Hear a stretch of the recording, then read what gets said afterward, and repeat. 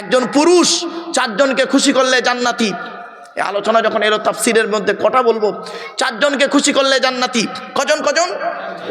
এক নাম্বার, তুমি তোমার রবকে খুশি করো যুবক। দুই নাম্বার, তুমি তোমার নবীকে খুশি করো। নবী যেভাবে খেয়েছেন, নবী যেভাবে চলেছেন, নবীর পথকে অনুসরণ করো, নবীর সুন্নতকে বাস্তবায়ন করো। শুধু মুখে সুন্নত সুন্নত করে চেল্লালে হবে না, কাজে পরিণত করে দেখাতে হবে। ঠিক না বে ঠিক?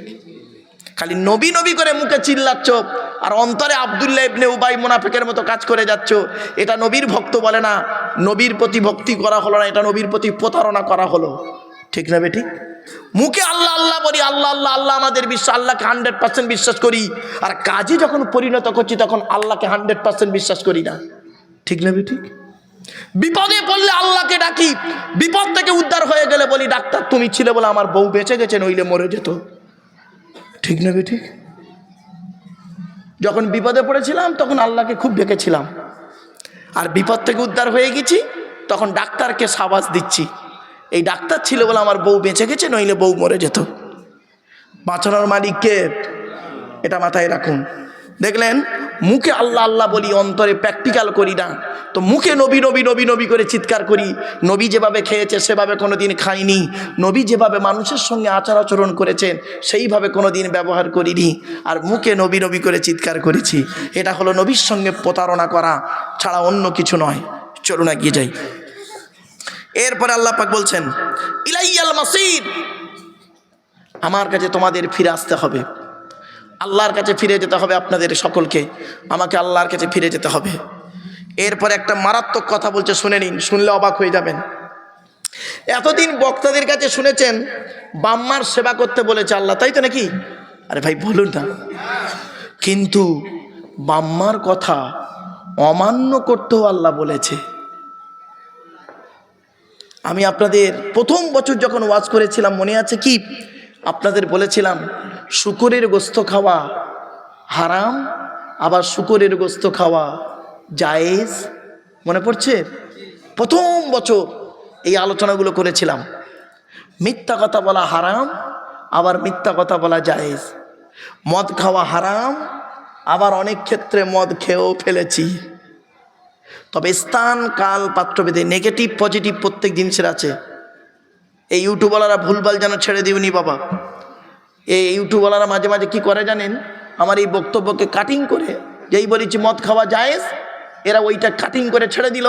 আর কিছু বক্তা আছে পশ্চিমবাংলা বাংলাদেশে, দেখবেন খালি ওই কাটিংটা নেবে, নিয়ে খালি ফতোয়া দেবে।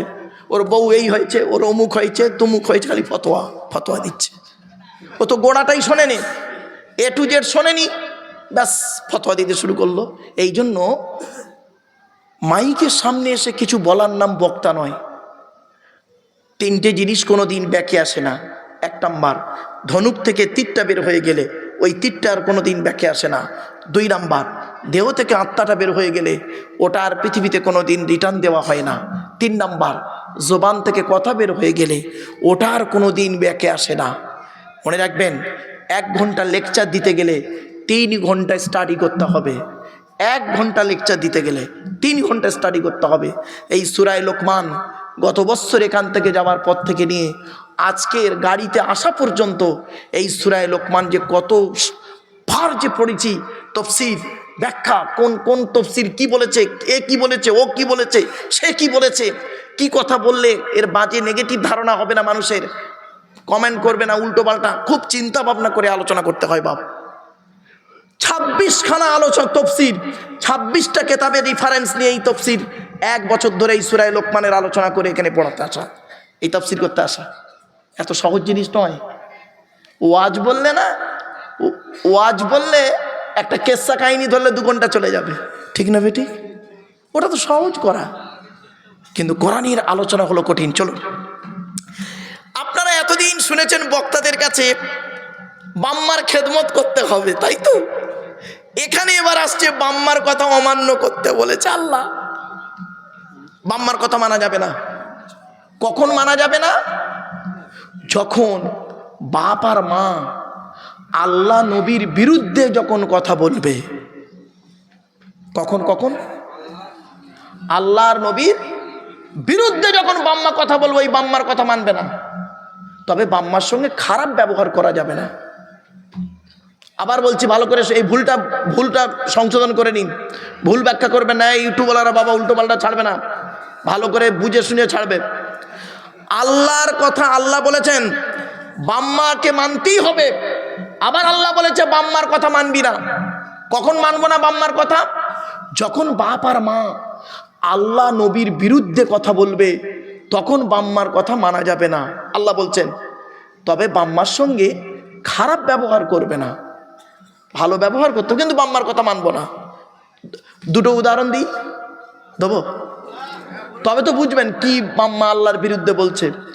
এই যুবক ছেলে, তুমি বিবাহ করবে একটা মেয়েকে, তুমি বিবাহ করবে একটা মেয়েকে, ধরো পাঁশকুড়ার মেয়েকে বিয়ে করছো, কথাবার্তা ফাইনাল। মেয়েটি খবর নিয়ে তুমি দেখলে খুব গরিবের মেয়ে, আমার ভাষা বুঝতে পারছেন? গরিবের মেয়ে। তোমার বাপ আর মা করছে কি, মেয়ের বাপের কাছ থেকে, বুঝতে পারছেন? এমনি বে করবি, তুই চাকরি করিস, তুই চাকরি করিস, চাকরিওয়ালা ছেলের দাম নেই, আম্মা গাড়ি না দিলে হয়, 5 ভরি সোনা না দিলে হয়, 5 লাখ টাকা না দিলে হয়, এই ঘরটা এখন পড়ে আছে পাথর বসানে, বল।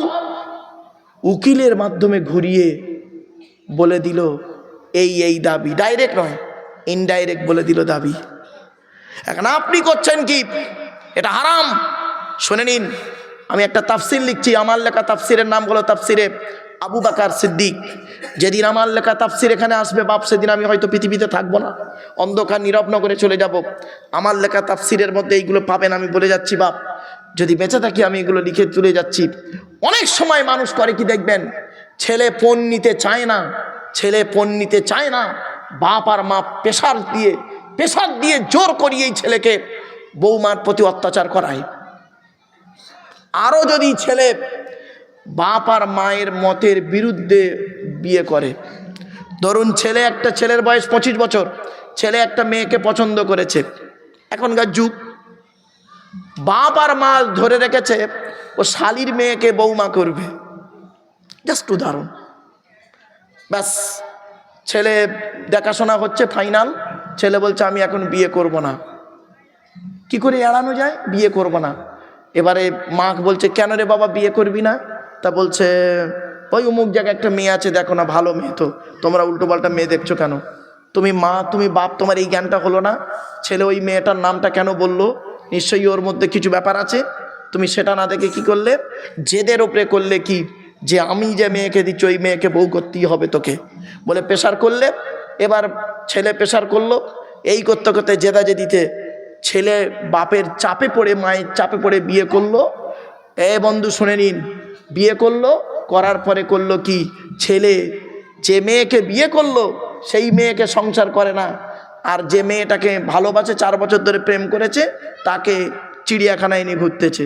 আর তোমার মেয়েটা যে বউটা করেছো, তুমি বৌমা করে এনেছো, তোমার মানে ওই মেয়ের বাপের দেওয়া খাটে চোখের পানি ফেলছে। খবরদার, খুব সাবধান। ছেলেকে বিয়ে দিতে গেলে, মেয়েকে বিবাহ দিতে গেলে এই বর্তমান যুগের কথা বলছি, তাকে জিজ্ঞাসা করবেন, অন্য অ্যাঙ্গেল থেকে জিজ্ঞাসা করবেন, ও অন্য চয়েস করে কিনা। বাপের আমি বাস্তব কথা বলছি, কলেজ ইউনিভার্সিটির ছেলে মেয়ে পড়াই তো, বাস্তব জীবনে কিছু অভিজ্ঞতা আছে, তাই বলছি। গলায় দড়ি দিচ্ছে, এই গতকালকের ঘটনা, গলায় দড়ি দিয়েছে, সুইসাইড করেছে মেয়েটা সুইসাইড করেছিল। বাপ বিয়ে দেবে না ওই ছেলের সঙ্গে, সুইসাইড করলো। কি হলো? চলে গেল। খবরদার, এই আধুনিক বিজ্ঞান, এই বুড়ো মানুষটাকে জিজ্ঞাসা করুন, এই লোকটাকে জিজ্ঞাসা করুন, এনাদের বাপ যেটা ধরে দিয়েছে ওইটাকেই নিয়ে পড়ে আছে। ঠিক না বেটি? ও হাসি পেল। এই বুড়োদের জিজ্ঞাসা করুন, যেটাই ধরে দিয়েছে ওইটাই নিয়ে। আবার অনেক বুড়ো আছে বউ দেখেনি, বাস্তব কথা। আব্বা বলেছে তোর কালকের বিয়ে, সেই বউ নেই রয়েছে। আগে এরম হয়েছে। আরে আমার দাদুরাই, আপনারা অনেকে বয়স্ক লোক আছে, জিজ্ঞেস করুন, বাপ যেটা ধরে দিয়েছে। এখন যুগ পাল্টে গেছে গো বাপ, এখন যুগটা হয়ে গেছে কি, নিজের মতো চয়েস। এখনকার মেয়ে আগেকার মেয়ে অনেক পার্থক্য। এই জন্য বলছি যুবক, তুমি 4 জনকে খুশি করলে জান্নাতি। 1 নাম্বার তুমি তোমার রব আল্লাহকে খুশি করো, 2 নাম্বার তুমি তোমার নবীকে খুশি করো, 3 নাম্বার তুমি তোমার জন্মদাতা বাপকে খুশি করো, 4 নাম্বার তুমি তোমার মাকে খুশি করো, তুমি জান্নাতি জান্নাতি জান্নাতি। একজন মেয়ে ছেলে 3 জনকে খুশি করলে জান্নাতি, 3 জনকে খুশি করলে জান্নাতি।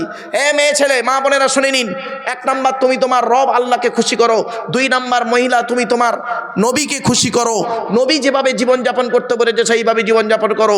3 নাম্বার বোন, অনুরোধ করে বলে যাচ্ছি, তুমি তোমার স্বামীকে খুশি করো, স্বামীকে খুশি করো। স্বামীর সঙ্গে কোনোদিন কর্কশ ভাষায় কথা বলবে না। অনেক মেয়ে ছেলে আছে দেখবেন, সাদা চামড়া আছে, গায়ের চামড়াটা একটু সাদা, মানে দেখতে একটু সুন্দরী, দেখবেন স্বামীকে পাত্তাই দেয় না, পাত্তাই দেয় না। স্বামীর সঙ্গে যখন কথা বলে কর্কশ ভাষায় কথা বলে, আর অন্য লোকের সঙ্গে কথা বললে, তোমার গলাটা খুব মিষ্টি না? মিষ্টি? মিষ্টি কি তিতো বুঝতে পারবে? কবরে ঢোকো। শুনে নাও, আল্লাহর নবী বলেছেন ওই মেয়ে ছেলে হলো জাহান্নামী, ওই মেয়ে ছেলে জাহান্নামী যে মেয়ে ছেলে স্বামী ছাড়া অন্যের সঙ্গে নরম ভাষায় কথা বলে। এ মেয়ে ছেলেরা এরা স্বামীর সঙ্গে ভালোবাসা দিয়ে নিচু ভাষায় কথা বলে না, নম্র ভাষায় কথা বলে না। অন্যের সঙ্গে কথা বললে তখন মিষ্টি ভাষায় কথা বলে, আর স্বামীর সঙ্গে যখন কথা বলে তখন কর্কশ ভাষায় কথা বলে। এটা দেখতে পারোনি, ওরা দেখতে পারোনি, আমি মানুষ নাকি সারাদিন খাটবো? বাপ রে বাপ, কি টেম্পারেচার! খবরদার নয়, মা বোনদের বলে যাচ্ছি, এ কাজ কোনো দিন করবেন না। এখন থেকে পরিবর্তন হন। বাপ আর মায়ের কথা কখন মানবেন না? যখন বাম্মা আল্লাহ নবীর বিরুদ্ধে কথা বলবে তখন বাম্মার কথা মানবে না, তবে বাম্মার সঙ্গে খারাপ ব্যবহার করতে পারবে না। বাপ আর মায়ের সঙ্গে ভালো ব্যবহার করবেন। পৃথিবীতে যতদিন তারা বাঁচবে, ওটাই কোরআন বলছে। ওয়া ইন জাহাদাকা আলা আনতুশরিকা বিমা লাইসা লাকা বিহি ইলমুন ফালা তুতিহুমা ওয়া সাহিবহুমা ফিদ দুনিয়া মা'রুফা ওয়াত্তাবি' সাবিলা মান আনাবা ইলাইয়া সুম্মা ইলাইয়া মারজি'ুকুম ফাউনাব্বিউকুম বিমা কুনতুম তা'মালুন। এর বাংলা মানেটা শুধু শুনুন। ওয়াইন জাহাদাকা, যখন তোমাকে কি করবে তারা দুজন, কারা? বাপ আর মা। বাপ আর মা যখন তোমাকে বলবে আল্লাহর সঙ্গে শরীক করো, বা এমন কোনো জিনিস যার জ্ঞান তোমার নেই, পাপ কাজে লিপ্ত করার জন্য তোমার বাপ তোমাকে প্রেসার দিচ্ছে, তোমার মা তোমাকে প্রেসার দিচ্ছে, পাপ কাজে লিপ্ত হয়ে যাবে তুমি দেখতে পাচ্ছ এই কাজটা করলে আমার গুনাহ হবে, তোমার জ্ঞান বিবেক বুদ্ধি আছে, তুমি দেখতে পাচ্ছ এই কাজ করলে আমার পাপ হবে, কিন্তু তোমার বাম্মা অর্ডার করছে তুমি ওই পাপ কাজ করো। খবরদার তুমি ওই কাজটা করবে না। আল্লাহ বলছে মা লাইসা লাকা বিহি ইলমুন, যার জ্ঞান তোমার নেই, যার সম্পর্কে তোমার আইডিয়াই নেই, তোমার বাম্মা বলছে যে এই কাজটা করো, তুমি জানো না, কিন্তু পাপ কাজ হয়ে যাচ্ছে সেটা। সঙ্গে সঙ্গে আল্লাহ বলছেন ফালা তুতিহুমা, সুতরাং ওই দুজনের কথাগুলো মানবে না। আর ওয়াসাহিবুহুমা ফিদ দুনিয়া মা'রুফা, পৃথিবীতে যতদিন বাঁচবে তাদের সঙ্গে কোনোদিন খারাপ আচরণ করবে না। কি বুঝলেন? খারাপ আচরণ করা যাবে না বাম্মার সাথে, তাদের কথা মানবে না ঠিকই, যদি তারা খারাপ কাজে লিপ্ত করে। খবরদার, খারাপ কাজে যদি বাম্মা লিপ্ত করে, আল্লাহ নবীর বিরুদ্ধে কোনো কথা বলে, আল্লাহ নবী যে খুশি, যে কাজে খুশি নয়, আল্লাহ নবী নারাজ করেছে, হারাম কাজে যদি তোমার বাম্মা তোমাকে প্রেশার ক্রিয়েট করে, তুমি বাম্মার কথা মানবে না। এতে আল্লাহ গোনা দেবে না, পাপ দেবে না, বাম্মা অভিশাপ দিলেও আল্লাহ কবুল করবে না। কিছু বুঝতে পারছেন? আল্লাহ নবী বলেছেন বাম্মার দোয়া আল্লাহ কবুল করে, শব্দ আল্লাহ কবুল করে না। বাম্মার শব্দ আল্লাহ কবুল করে না। তা বলে এই নয় তোমার বাপ তোমাকে প্রেসার দিচ্ছে তোর বউটাকে মারধর কর। কিছু শ্বশুর শাশুড়ি আছে দেখবেন, কিছু ছেলের বাপ আছে এখানে বসে আছে দেখবেন, ছেলের মা আছে দেখবেন, বৌমাকে যদি ছেলে মারে খুব খুশি হয়, হ্যাঁ এই হলো ছেলে, এই হলো ছেলে। খবরদার নয়, খবরদার নয়। স্ত্রীর পিতামাতার গালি দেওয়া হারাম, স্ত্রীর পিতামাতার গালি দেওয়া হলো হারাম। খবরদার নয়, খবরদার, স্ত্রীর পিতামাতার শ্বশুর শাশুড়িকে গালাগালি করবেন না, হারাম, নবীজি নিষেধ করেছেন। এসব তো আলোচনা আমরা করি না, এসব বস্তু করি না। আর একটা কথা বলে যাচ্ছি মা বোনেদেরকে, কেন এরপরে আর মা বোনেদের আলোচনা করতে পারবো না, তাই বলে দিচ্ছি। এই মা বোনেরা, শুনে নিন, আল্লাহর নবী বলেছেন ওই মেয়ে ছেলে হলো জাহান্নামী। ওই মেয়ে ছেলের প্রতি আল্লাহর লানত গজব পড়বে যে মেয়ে ছেলে বিনা কারণে স্বামীর বিছানা ছেড়ে দিয়ে অন্য বিছানায় রাত কাটায়। স্বামীর বিছানা ছেড়ে দিয়ে অন্য বিছানায় যে মেয়ে রাত কাটাবে, সারা রাত আল্লাহর ফেরেশতারা ওই মেয়েটির জন্য অভিশাপ দেবে। খবরদার মা বোনরা, স্বামীর বিছানা ছেড়ে দিয়ে অন্য বিছানায় রাত কাটাবেন না। এই ধরনের মেয়ে এখন বেশ কিছু বের হয়ে গেছে, যেটা আমি পেয়েছি, খবর আমার কাছে এসেছে। এই ধরনের মেয়েদের বয়স হলো 45 থেকে 70-75-এর মধ্যে। স্বামীর বয়স 80 বছর, বুড়োর বয়স 80, বুড়ির বয়স 70 বছরের বুড়োর পাশে আর ঘুমায় না। বুড়ো হার্টের রুগী, প্রেশারের রুগী, কখন মরে কখন বাঁচে তার কোনো ঠিক নেই। বুড়োর কোনো খবর রাখে না। বুড়ো কোথায় ঘুমাচ্ছে খাচ্ছে খবর নেই। বুড়ি কি করছে দেখবেন, ঘরের ভিতরে ঘুমায়, খাটের উপরে ঘুমায়, তসবি নিয়ে থাকে, তাহাজ্জুদের নামাজ পড়ে, নাতিকে নিয়ে ঘুমায়। তো তাহাজ্জুদের নামাজ আল্লাহ কবুল করবে না বলে গেলাম। তো তাহাজ্জুদের নামাজ আল্লাহ কবুল করবে না। বাস্তব কথা বলে যাচ্ছি, বাবা খারাপ ভাববেন না। এই ওয়াজটা আমি মুর্শিদাবাদে করেছিলাম, জানেন, মুর্শিদাবাদে করেছি আমি। এই ওয়াজটা করার পরেই দেখি একটা 85 বছরের বুড়ো পেছন দিক দিয়ে উঠে তকবির দিচ্ছে, নারায়ে তাকবীর, আল্লাহু আকবার, নারায়ে তাকবীর, আল্লাহু আকবার। 85 বছরের বুড়ো খুশি হয়েছে। তা আমি ব্যাপারটা বুঝতে পারিনি। ও যখন তকবির দিচ্ছে, ওর পাশে ওরই সমবয়স্ক একটা বুড়ো বলছে, এ ভাই তুই তকবির দিচ্ছিস কেন? তখন ওই বুড়োটা বলছে, 25 বছর বুড়ি আমার পাশে ঘুমোয়নি। বুঝতে পারেনি না, 25 বছর বুড়ি আমার পাশে ঘুমোয়নি। হ্যালো বাপেরা, এই মা বোনেরা শুনে নিন, আর একটা কথা বলে যাচ্ছি, প্রাসঙ্গিক এলো যখন বলে দিচ্ছি।